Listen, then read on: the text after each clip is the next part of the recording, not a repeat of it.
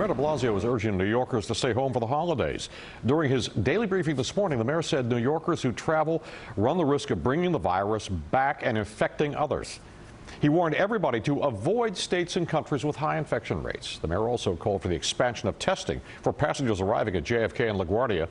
The mayor wants the federal government to mandate that all travelers show proof of a negative COVID test within 72 hours of boarding a plane. Now, this comes the same day that the tri-state quarantine list expanded to 41 states. California was just added.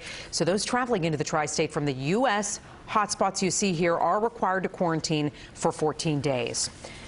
In Newark, New Jersey, we're a little less than 2 hours away from new restrictions starting. Non-essential businesses have been ordered to close. It's all in an effort to cut the spread of coronavirus in the area, which is among the highest in the state.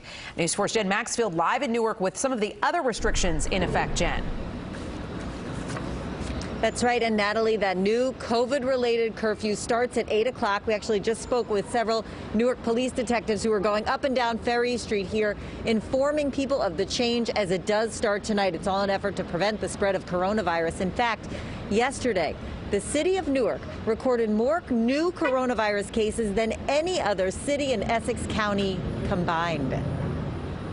Waiting for her own COVID test, Celeste Bateman reflects on Newark's COVID resurgence. Really saddened and disappointed that our numbers have ticked back up. Newark is offering free walk-up or drive-through testing at 13 locations. No appointment needed, just an ID proving you live in Newark.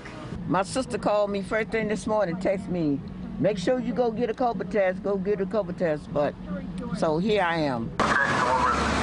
Newark fire trucks driving on Ferry Street announced the new rules. All non-essential businesses must close by 8 p.m. with outdoor dining permitted until 11 p.m. Gyms must clean for 30 minutes every hour, and salons and barber shops are by appointment only. I think if the numbers keep going up, I think everything's going to have to be closed, because your life comes first. Newark's positivity rate stands at almost 12%, more than double the New Jersey average. In the East Ward, including the Ironbound neighborhood, it's 25%. Already struggling businesses just can't catch a break. It affects a lot because now, the people, they are afraid to come. Business curfews may help, but public health experts say people need to be more responsible at home. Folks who are gathering in households, doing indoor gatherings, and mostly at night, have contributed to the spread of new cases. And I understand there's a lot of pandemic fatigue. And in neighboring Jersey City, Mayor Steve Fulop just tweeted within the last couple hours that he was not going to put additional restrictions on businesses. He was echoing the public health professional that you just heard, attributing some of the new cases to these in-home gatherings.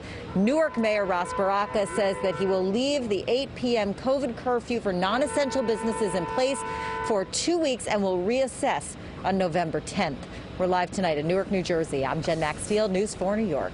All right, Jen, thank you. And tonight we have learned that a COVID spike is sparking some restrictions in Paterson, too. City officials say they're going to issue an executive order requiring all bars and restaurants to restrict their business hours, basically to close their doors at midnight 7 days a week. An official announcement, though, is expected tomorrow morning.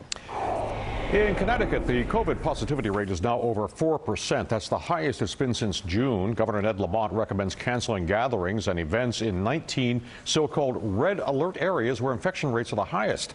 SUNY is taking an unprecedented action to prevent viral spread across the state and across the country. Every student is now going to be required to test negative for COVID-19 before going home for Thanksgiving. News 4's Greg Circle is in Stony Brook now with what happens if they test positive. With Halloween approaching, Stony Brook University students would normally be looking forward to a trip home for Thanksgiving. But this year is different. I actually haven't visited home since I came here in August, just because I just wanted to be sure I wouldn't bring anything back. And now Samantha Liu won't be able to return home to Staten Island without a negative COVID test. All 140,000 SUNY students statewide face the same obstacle to a turkey dinner this Thanksgiving. It's an enormous task, but the good news for us is that it's doable, and we're actually already doing it. This university vice president says Stony Brook already requires all of its students on campus be tested every week. and that has kept the infection rate to just 28 positives out of close to 14,000 tests.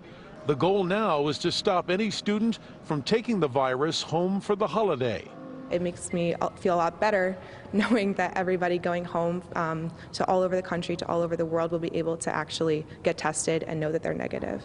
SUNY officials say those Thanksgiving COVID tests will all be administered in the 10 days leading up to the holiday break.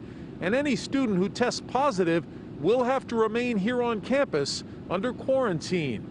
But of course, there's a little bit of nervousness going into that, and I think that that's why we're trying to amp up our education about everything. Needing to pass a COVID test to earn passage home is, the students say, just another strange twist in what has been the strangest of years. Thanksgiving is a time for your family, so I hope everybody gets together with their family and kind of stays safe. Greg Sergel, News 4 New York.